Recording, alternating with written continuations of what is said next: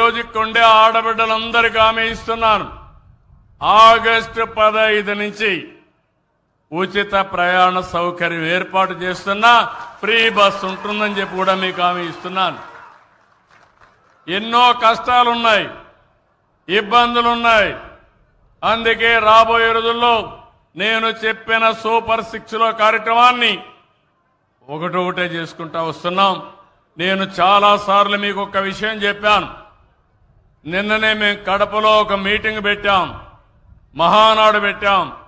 అది కూడా కడపలో పెట్టాం.